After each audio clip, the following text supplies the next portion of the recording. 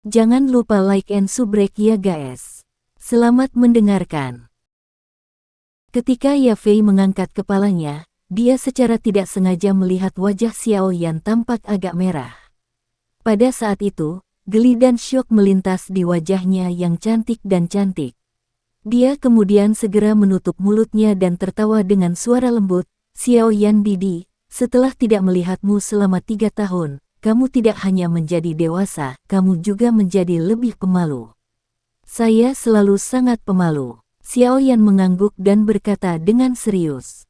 "Anda tidak seperti ini 3 tahun lalu. Apakah Xiao Yan Didi lupa?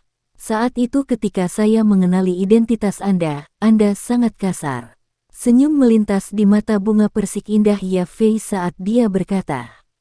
Mengamati Yafei yang memancarkan godaan yang mempesona antara senyum dan cemberutnya, Xiao Yan merasa agak tidak berdaya. Setelah 3 tahun berlatih, wanita dewasa ini tampaknya semakin mempesona. Mungkin itu karena statusnya yang berbeda sekarang, tetapi ketika dia berbicara dengannya, dia tidak memiliki kewaspadaan saat itu. Sebaliknya, setelah bertemu sebagai teman lama, hubungan mereka menjadi lebih mesra. "Niatmu untuk datang ke kota suci Magia, seharusnya karena kesepakatan itu, kan?" Senyum di senyum Yafei perlahan ditarik saat dia menatap Xiao Yan di depannya dan bertanya dengan lembut. Xiao Yan tersenyum dan sedikit mengangguk. Dia berkata, "Siapa yang meminta darah mengalir ke otak saya saat itu, sehingga saya membuat kesepakatan itu? 3 tahun ini, saya telah mengalami cukup banyak kesulitan karena perjanjian itu." Petik 2. Yafei menatap wajah Xiao Yan, yang memiliki lebih sedikit sentimentalitas dan kepolosan. Alih-alih, ia lebih dewasa dan serius dibandingkan dengan 3 tahun lalu. Dia mendesah. Meskipun Xiao Yan tidak memberitahunya tentang pengalamannya selama 3 tahun ini secara detail, dia dengan jelas tahu di dalam hatinya bahwa dia pasti mengalami kesulitan yang orang lain akan kesulitan bayangkan. "Xiao Yan Didi, setelah 3 tahun pelatihan, saya pikir Anda harus memiliki gambaran yang jelas tentang kekuatan yang dimiliki Mystic Cloud Sekte di Kekaisaran Jiama." Yafei mengerutkan kening dan berkata dengan lembut, "Saya jelas. Itu adalah makhluk yang sangat besar yang hanya membutuhkan 1 jari untuk menghancurkan klan Xiao kita." Xiao Yan dengan tenang berkata sambil tersenyum. Mengamati wajah tenang yang tidak memiliki riak, Yafei tanpa daya menggelengkan kepalanya dan berkata, "Sudah 3 tahun, namun kamu masih memiliki karakter yang keras kepala. Namun, Anda dapat yakin bahwa dengan posisi dan status Mystic Cloud Sekte, mereka tidak akan menyakiti klan Xiao bahkan jika mereka memiliki gangguan yang dalam dan mengerikan dengan Anda. Orang tua sombong dari Mystic Cloud Sect tidak akan membuang muka mereka." Petik 2. Jika mereka berani menyentuh klan Xiao, aku akan berani menghilang selama 10 tahun dan kemudian keluar untuk membunuh semua orang di Mystic Cloud Sect. Xiao Yan tersenyum tipis. Senyumannya sangat tebal dan dingin. Ditembus oleh niat membunuh yang gelap dan dingin yang tiba-tiba menyerbu mata Xiao Yan, Yafei merasa tubuhnya menjadi agak mati rasa. Tangannya tanpa sadar disilangkan di depan dadanya. Tindakan tiba-tiba miliknya ini, bagaimanapun, menyebabkan hewan di sekitarnya memiliki dorongan untuk memeluknya ke dada mereka dan membelai dia dengan hati-hati. "Maaf, saya lupa bahwa Anda tidak terlalu suka berlatih."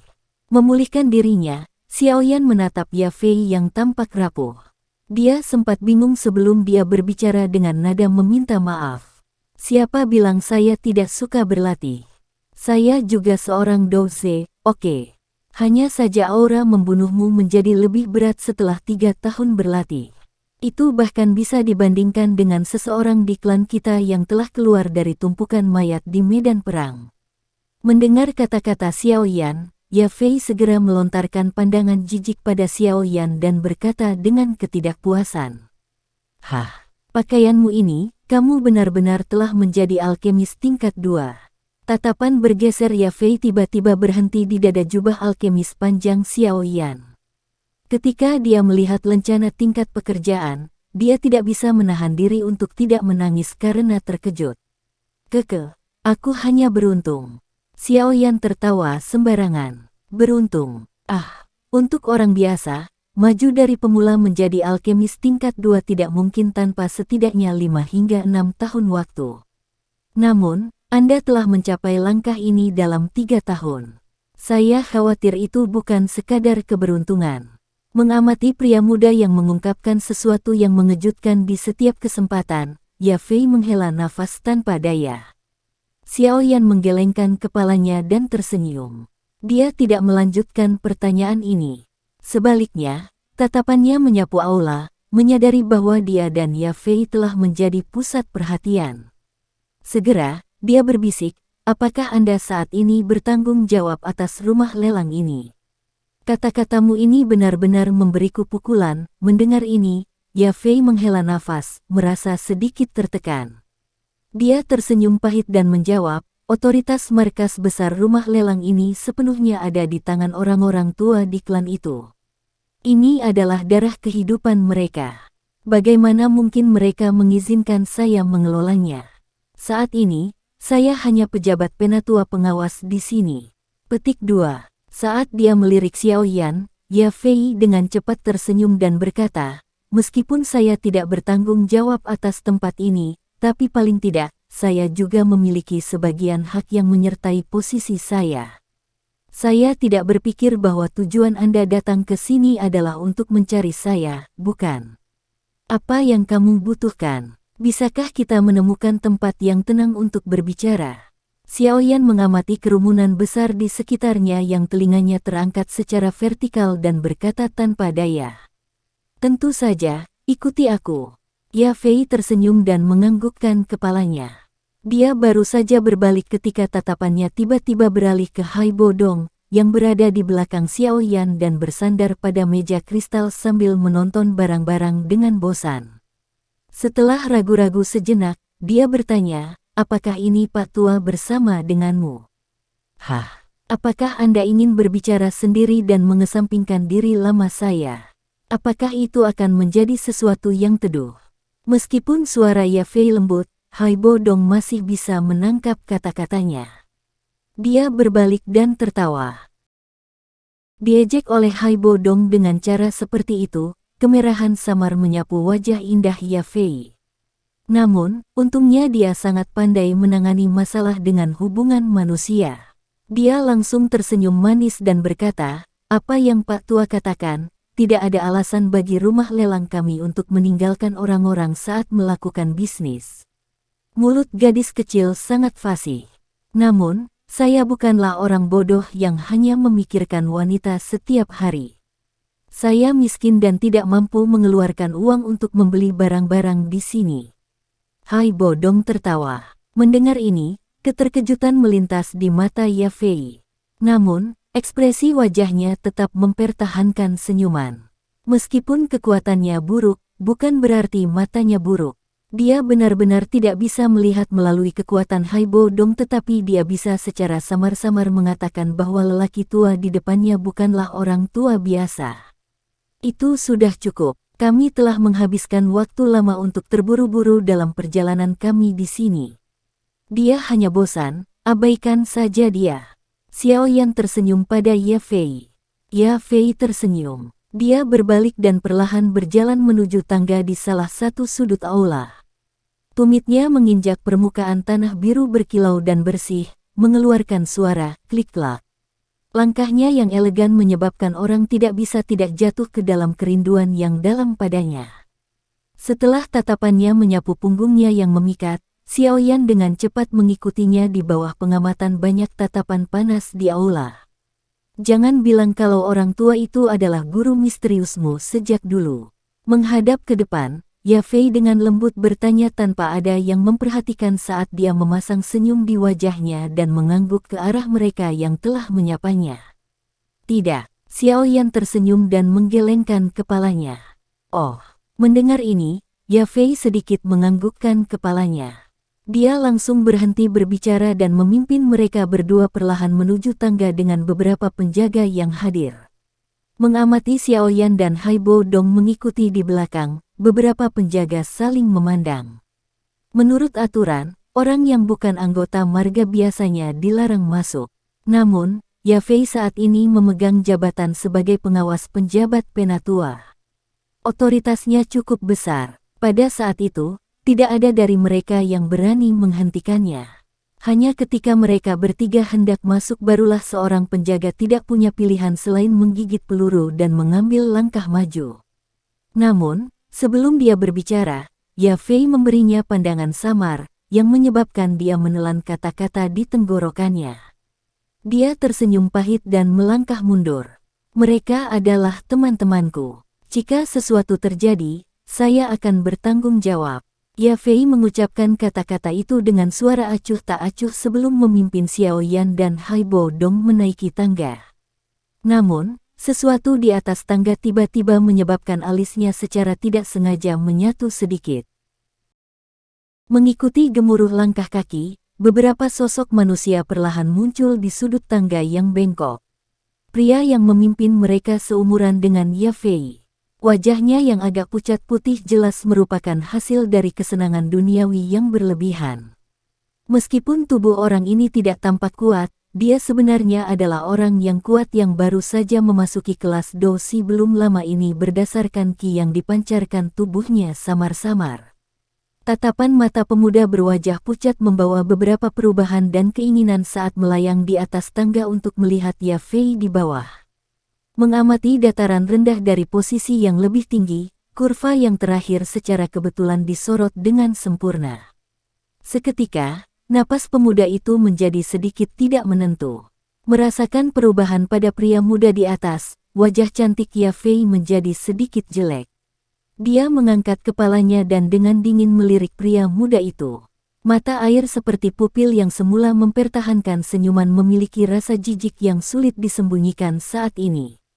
Hihi, Ya Fei, tempat ini adalah tempat klan kita melakukan bisnis resmi. Orang lain tidak diizinkan masuk. Jangan beritahu saya bahwa Anda, sebagai pejabat Penatua pengawas, Anda bahkan tidak tahu ini. Melihat jijik Ya Fei di matanya, wajah pemuda itu segera menjadi lebih suram. Bakat pelatihannya bisa dianggap cukup baik di dalam klan primer. Namun, kualifikasi ini yang bisa menyebabkan wanita lain sangat memujanya, hanya memancing rasa jijik yang lebih besar dari Ya Fei. Ini menyebabkan dia yang sombong benar-benar merasa tak tertahankan.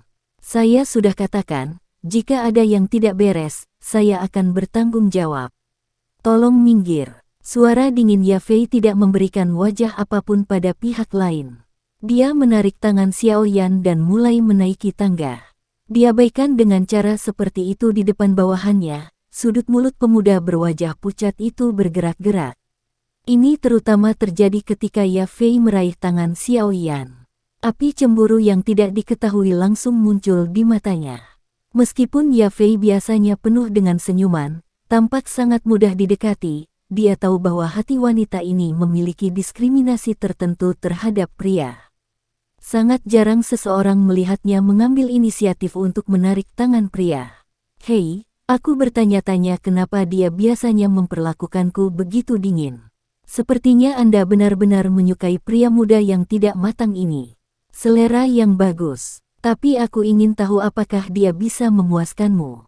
Melirik wajah tenang Xiao Yan, pemuda itu tidak bisa membantu tetapi mengejeknya. Ya Fei tanpa ekspresi saat dia menaiki tangga seolah dia belum mendengar kata-kata cabul pemuda itu. Namun, Xiao Yan, yang tangannya dipegang erat olehnya, bisa merasakan bahwa kukunya sudah dengan kejam mencakar telapak tangannya. Xiao Yan, yang sayangnya menderita masalah urusan orang lain, tanpa daya menggelengkan kepalanya. Dia melirik pemuda berwajah pucat dengan mata yang begitu acuh tak acuh. Mereka tidak memiliki emosi sedikit pun. Bocah, apakah kamu ingin mati? Melihat mata Xiao Yan yang membuatnya dalam suasana hati yang sangat buruk, pemuda itu segera menjadi marah. Suaranya gelap dan dingin saat dia berbicara. Mendengar ini, langkah Xiao Yan berhenti. Namun, lengannya ditarik. Ya Fei di depannya menggelengkan kepalanya sedikit, menunjukkan padanya untuk mengabaikan masalah ini. Melihat ini, Xiao Yan menghela nafas dan menggelengkan kepalanya. Dia lalu mengangguk dan mengikuti. Ki, lembut, Ya Fei, standarmu sangat buruk. Jika Anda benar-benar membutuhkan seorang pria muda, saya pikir Anda tidak perlu menemukan seseorang seperti itu, bukan? Kesabaran Ya Fei akhirnya menyebabkan pemuda itu menjadi semakin ganas. Dia membuka mulutnya dan tertawa dengan kejam. Xiao Yan sekali lagi menghentikan langkah kakinya. Tangannya sedikit gemetar saat dia menjabat tangannya yang ditarik oleh Ya Fei. Setelah itu, dia mengamati garis bergerak punggung Ya Fei, mengangkat bahu dan berkata acuh tak acuh, kamu bahkan bisa menahan ini. Tubuh Ya Fei menegang. Dia tidak berbicara. Punggungnya yang rapuh tampak agak lelah. Maaf, saya tidak bisa. Xiao Yan melambaikan tangannya, tiba-tiba berbalik dan menatap dengan muram pemuda yang tertawa itu. Hati-hati, dia bintang 1 dosi. Sepertinya telah merasakan tindakan Xiao Yan, Ya Fei buru-buru berbalik. Namun, sebelum teriakannya jatuh, ledakan tiba-tiba terdengar di tangga, menyebabkan wajah cantiknya benar-benar terpana. Dasar bajingan, apakah Anda makan kotoran anjing untuk tumbuh? Setelah ledakan energi, kutukan Xiao Yan yang sama gelapnya, dingin dan ganas berdering di tangga. Di tangga yang agak luas, tubuh Xiao Yan telah muncul di sisi tubuh pemuda itu hampir dalam sekejap. Dia tiba-tiba mengencangkan tinjunya dan, dengan kekuatan ledakan, dengan keras meninju wajah pemuda itu. Meski tubuh pemuda berwajah pucat itu tidak terlalu kokoh, kekuatannya tidak lemah. Pada saat Xiao Yan tiba-tiba bergerak, dia merasakan sesuatu dan rasa dingin yang gelap segera menyerbu wajahnya. Tangannya disilangkan di depannya dan doki yang bergolak di tubuhnya menyembur keluar. Itu membentuk jubah doki di permukaan tubuhnya dalam sekejap. Meskipun dirugikan karena ketahuan, pemuda itu sangat percaya diri dengan kekuatannya. Apalagi Xiao Yan di depannya benar-benar terlalu mudah. Oleh karena itu, dia percaya bahwa serangan pihak lain akan sangat sulit untuk menembus pertahanannya. Bajingan kecil. Hari ini, bahkan jika Ya Fei ingin melindungimu, kamu bisa melupakan tentang meninggalkan rumah lelang dengan mulus. Sebuah pikiran padat melintas di benak pemuda itu pada saat dia memblokir serangan itu. Namun, sebelum pikiran di dalam hatinya jatuh, tinju yang berisi kekuatan bertekanan dengan kuat menyentuh lengannya. Suara, retakan, lembut keluar dan diikuti, ekspresi pemuda itu berubah dengan liar. Seteguk darah segar tanpa sadar dimuntahkan dari tenggorokannya. Tubuhnya juga didorong oleh kekuatan yang kuat dan ganas, mengakibatkan dia ditembak dengan keras ke dinding. Segera, dia memuntahkan seteguk darah segar lagi. Kakinya berlutut di tanah sementara tubuhnya meringkuk kesakitan. Hanya pada saat pemuda itu memuntahkan darah, Ya Fei, yang berada di tangga, berbalik. Teriakan agar Xiao Yan berhati-hati hanya keluar dari mulutnya saat melihat pemuda itu meringkuk seperti anjing mati. Wajah indahnya segera ditutupi oleh keterkejutan dan ketidakpercayaan. Pada saat ini, bawahan di samping pemuda itu akhirnya pulih dari kejadian sepersekian detik ini. Ketika mereka melihat penampilan dan keterkejutan tuan mereka yang menyedihkan pertama kali muncul di wajah mereka sebelum mereka segera mengelilingi Xiao Yan dengan marah. Saya memerintahkan Anda semua untuk mundur. Melihat beberapa tindakan penjaga, Ya Fei yang berada di tangga, akhirnya tidak tahan lagi dan meledak. Mata almonnya menatap dengan marah saat dia berteriak keras. Mendengar teriakan Ya Fei, beberapa penjaga itu jelas ragu-ragu sejenak. Tuan mereka mungkin memiliki keberanian untuk menyinggung Ya Fei, tetapi itu tidak berarti bahwa mereka juga memiliki keberanian seperti itu. Jika ada di antara Anda yang berani mengambil langkah maju, bersiaplah untuk diusir dari Premier Auction House. Meskipun Anda bukan bawahan saya pikir dengan status saya sebagai penatua pengawas yang bertindak, menyingkirkan Anda beberapa bagian dari sampah manusia seharusnya tidak terlalu sulit untuk dilakukan. Ketika Ya Fei sedingin es, dia memiliki keagungan yang berbeda dan unik. Mengamati Ya Fei, yang wajah cantiknya mengandung kejahatan, ketakutan akhirnya melintas di wajah para penjaga. Mereka saling memandang wajah satu sama lain dan dengan enggan mundur. Bawa tuanmu dan kembali dari tempat asalmu. Ya Fei dengan dingin memerintahkan dengan tangan halusnya menunjuk ke tangga. Baik, Ya Fei, kamu punya nyali. Anda benar-benar membantu orang luar. Tunggu saja. Langkah kaki pemuda itu terhuyung-huyung saat dia dibantu berdiri oleh bawahannya. Dia mengusap noda darah dari sudut mulutnya dan dengan marah menatap Ya Fei. Segera, murid-muridnya mengandung dingin dan kesuraman yang gelap saat dia berbalik ke arah Xiao Yan di sisinya. Napasnya terengah-engah saat dia berkata dengan suara gelap, "Bagus, bagus. Bajingan kecil, jika kamu punya nyali, tunggu saja." Petik 2. Setelah meninggalkan kata-kata keji itu, pemuda itu dengan kejam menamparkan wajah penjaga di sisinya dan dengan marah berkata, "Bodoh. Pergilah." Berdiri di dekat tangga, Xiao Yan menyipitkan matanya saat dia melihat pemuda itu perlahan berjalan pergi di bawah dukungan beberapa penjaga. Tinju di bawah lengan bajunya perlahan terbuka dan beberapa api berwarna hijau menggeliat di ujung jarinya. Saat dihadapkan pada orang seperti ini, kamu sebenarnya tahu bagaimana menahan diri. Mengapa Anda tidak langsung saja membunuhnya? Jika tidak, dia akan mengingat ini di masa depan. Hai Bodong tertawa kecil saat dia bersandar di tangga. Ini adalah wilayah orang lain. Xiao Yan tersenyum dan menatap Ya Fei. Dia mengangkat bahu dan berkata, "Maaf, saya sedikit impulsif. Tapi mulut orang itu benar-benar bau." Petik 2. Ya Fei menggelengkan kepalanya dan menghela nafas. Dia berkata dengan senyum pahit, "Saya merasa mungkin lebih baik bagi kita untuk membicarakan hal-hal lain hari." Begitu orang itu kembali ke rumah, dia pasti akan menangis dan mengeluh kepada kakeknya. Ketika saatnya tiba, orang tua, yang sangat protektif terhadap anaknya pasti akan datang ke sini untuk membuat masalah. Petik 2. Tidak masalah. Xiao Yan menggelengkan kepalanya dan menjawab sambil tersenyum, "Kami benar-benar membutuhkan sesuatu.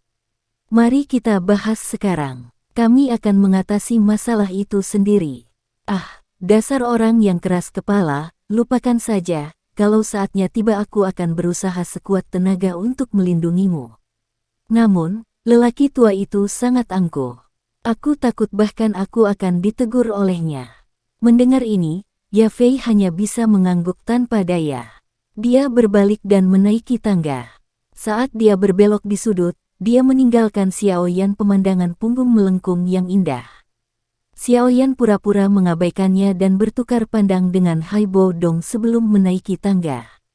Xiao Yan mengikuti Ya Fei naik beberapa lantai sebelum akhirnya berhenti di depan pintu besar. Melihat bahwa dia sangat akrab dengan rute tersebut, jelas bahwa ini adalah tempat yang sering dia datangi. Ada beberapa penjaga yang berdiri di dekat pintu besar itu. Meskipun tatapan mereka tidak pasti saat mereka menyapu Xiao Yan dan Hai Bo Dong, penjaga yang bijaksana tidak membuka mulut untuk menghentikan mereka. Sebaliknya, mereka hanya berdiri di samping seperti pilar kayu. Pintu didorong terbuka dan ruangan yang luas terungkap. Rak buku didirikan dengan rapi di dalam ruangan. Ada berbagai jenis buku tebal yang ditempatkan di rak buku ini. Ya Fei melewati mereka dan akhirnya datang ke depan meja kerja. Dia kemudian berbalik dan menatap Xiao Yan dan Hai Bo Dong sambil tersenyum.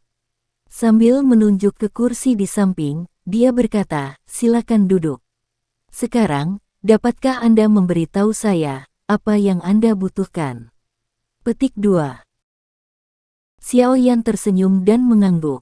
Dia secara acak meraih kursi, menariknya, dan duduk. Setelah merenung sejenak, dia menatap Ya Fei dan berkata, "Apakah saya membuat masalah untuk Anda sekarang?" "Maafkan saya tahu bahwa Anda hanya bertindak karena saya. Anda tidak perlu meminta maaf." Ya Fei melambaikan tangannya. Dia berbelok mengitari meja dan duduk di belakangnya. Bibirnya sedikit cemberut saat dia berkata sambil tersenyum, "Nama orang itu adalah Lei Lei. Dia juga anggota klan Mite-Er kita. Dukungannya juga cukup kuat. Biasanya, saya tidak ingin menyinggung perasaannya jadi saya hanya bisa memilih untuk mengabaikannya." Petik 2. Namun, orang itu sepertinya memiliki pemikiran yang menjijikkan terhadapku. Aku mengabaikannya malah membuatnya marah karena rasa malu yang dia rasakan, dan karenanya dia memutuskan untuk mencari masalah denganku sepanjang waktu. Kakeknya memiliki peran penting dalam keluarga tetua di klan. Oleh karena itu, saya sangat tidak berdaya saat menghadapi orang yang sangat berwajah tebal ini. Ya Fei mengusap rambut hitam di dahinya dan berkata agak lelah. Sepertinya pemuda bernama Lei Lei benar-benar telah membuat masalah besar untuknya. Kamu seharusnya tahu bahwa untuk orang seperti itu, semakin sering kamu melakukannya, dia akan menjadi semakin galak. Xiao Yan menggelengkan kepalanya dan menjawab, "Keke, ini tentu saja sesuatu yang saya tahu. Namun, Anda jangan melebih-lebihkan luasnya pikiran saya. Bagaimana mungkin seorang wanita kecil sepertiku mencapai gelar seperti orang suci yang tinggi? Memang, aku tidak ingin memprovokasi dia sekarang. Namun, di masa depan, begitu saya memiliki kesempatan untuk bertanggung jawab, orang ini akan menjadi sampah pertama yang akan saya keluarkan. Ketika saatnya tiba, balas dendamku akan membuatnya merasa ketakutan. Kamu harus tahu bahwa wanita selamanya akan menjadi makhluk yang menyimpan dendam paling lama. Kalau tidak, mengapa akan ada pepatah bahwa hati wanita adalah hal yang paling ganas?" Ya Fei tertawa kecil. Saat ini dia sepertinya secara tidak sengaja mengungkapkan ambisi dan kekuatannya. Mendengar kata-kata Ya Fei ini, keheranan melintas di wajah Xiao Yan dan Hai Bodong. Mereka tidak menyangka bahwa wanita ini, yang tampil sangat lembut, benar-benar memiliki toleransi dan kesabaran seperti itu. "Baiklah, mari kita berhenti membicarakannya, itu merusak mood saya." Ya Fei menggelengkan kepalanya dan mata air seperti senyum lembut muncul di wajah indah Ya Fei. Dia menatap Xiao Yan dan berkata dengan lembut, "Hal-hal apa yang kamu butuhkan? Katakan padaku. Saya akan membantu Anda mencari mereka." Petik 2. Xiao Yan tersenyum dan menganggukkan kepalanya. Dia mengambil kertas putih dari cincin penyimpanan yang memiliki bahan obat yang dibutuhkan untuk memperbaiki pil ungu pemulihan spiritual yang tertulis di atasnya. Setelah itu, dia menyerahkannya kepada Ya Fei di depan Hai Bodong dan berkata sambil tersenyum, "Bantu aku dan lihat apakah kamu bisa mengumpulkan semua bahan obat di sini." Mengamati tindakan Xiao Yan, senyum di wajah lama Hai Bodong menjadi lebih padat. Ketika yang pertama mengeluarkan kertas putih, yang terakhir dengan cepat memindainya dengan tatapan tajamnya. Tertulis di atasnya adalah nama bahan obat yang sama dengan yang dikatakan Xiao Yan padanya. Itu menyebabkan dia merasa bahwa Xiao Yan memang memasukkan masalah ini ke dalam hatinya. "Saya hanya tahu bahwa Anda pasti tidak akan datang ke tempat seperti rumah lelang jika Anda tidak melakukan apa-apa." Ya Fei menerima kertas putih dan menggelengkan kepalanya. Segera, dia menundukkan kepalanya dan dengan kasar melihat nama bahan obat di atasnya. Kejutan tidak bisa membantu tetapi melintas di wajahnya yang cantik. Dia mengangkat kepalanya, menatap Xiao Yan dan berkata, "Semua bahan obat ini bukan barang biasa. Di antara mereka, ada beberapa yang namanya baru saya dengar dan belum pernah saya lihat." Petik 2. Iya. Xiao Yan mengangguk sedikit dan dengan lembut bertanya, "Apakah mungkin mengumpulkan semua bahan obat di sini?" Mendengar ini, Hai Bodong di samping juga dengan cemas menatap Ya Fei, yang tenggelam dalam pikirannya. Ini adalah hal yang sangat penting yang memengaruhi apakah dia akan dapat memulihkan kekuatan puncaknya atau tidak. Ya Fei membelai dagunya dan berpikir sejenak sebelum menggelengkan kepalanya. Dia berkata dengan nada meminta maaf, "Saya khawatir akan sangat sulit untuk mengumpulkan mereka semua. Bagaimanapun, ramuan obat ini benar-benar terlalu langka. Jika mereka dipasarkan, hampir masing-masing akan dapat dijual dengan harga tinggi setidaknya 200.000 koin emas. Lagi pula, itu hanya jika bahannya dijual. Saat ini, menurutku tidak ada yang menjualnya." Ketika Ya Fei mengucapkan kata-kata ini, Hai Bodong segera menjadi murung sementara Xiao Yan di sampingnya menghela nafas kecewa di permukaan. Di dalam hatinya, dia bersukacita. Jika mereka bisa mengumpulkan semua bahan obat di sini, itu akan menjadi tragedi baginya. Akan agak sulit untuk mengumpulkan semuanya. Namun, saya pikir itu seharusnya tidak menjadi masalah mengumpulkan setengah dari bahan obat di atasnya. Ya Fei menyuarakan pikirannya. Separuh juga bagus. Setidaknya itu lebih baik daripada tidak memiliki apa-apa. Xiao Yan mengangguk dan menghela nafas. Mendengar ini, senyum cakep tiba-tiba muncul di wajah cantik Ya Fei. Dia tersenyum dan berkata, menurut catatan kami, Primer Auction House kami seharusnya bisa mengeluarkan 4 jenis bahan obat yang tertera di kertas ini. Harga masing-masing setidaknya lebih dari 200.000 koin emas. Saya khawatir jumlah total yang dibutuhkan untuk keempat bahan obat ini akan menjadi sekitar 1 juta koin emas. Xiao Yan Didi, apakah kamu bisa menyerahkan uangnya? Petik 2. Xiao Yan mengedipkan matanya dan menggelengkan kepalanya. Sepertinya saya tidak bisa. Begitu kata-kata Xiao Yan ini diucapkan, senyum di wajah cantik Ya Fei semakin besar. Jari-jarinya yang panjang saling bertautan satu sama lain dan berkata dengan suara agak menyesal, Xiao Yan Didi, sekarang kita tidak lagi di kota Wutan. Di sini, bahkan jika kakak perempuan bersedia membantu Anda, saya tidak memiliki wewenang untuk melakukannya. Selain itu, jumlah yang begitu besar sudah jauh di luar yurisdiksi dari apa yang saya kelola. Petik 2. Xiao Yan mengusap sisi wajahnya dan berkata, lalu apa yang harus saya lakukan? Meskipun 1 juta koin emas bukanlah jumlah yang kecil, kakak perempuan sangat percaya padamu. Secara kebetulan, klan primer kami merekrut alkemis selama periode ini. Jika Xiao Yan Didi tertarik, Anda dapat menggunakan ini untuk melunasi tagihan. Pil obat tingkat 2 juga bisa dijual dengan harga yang cukup bagus. Menurutku, dengan kemampuan Xiao Yan Didi, akan mudah bagimu untuk melunasi tagihan ini. Mata cantik bunga teratai Ya Fei melengkung ke sudut yang dangkal, mempesona orang seperti roh rubah. Roh rubah digunakan dalam cerita rakyat Cina untuk menggambarkan seorang penggoda, seorang wanita yang menyihir seorang pria. Sekian dulu ya guys. Terima kasih sudah mendengarkan, bye-bye.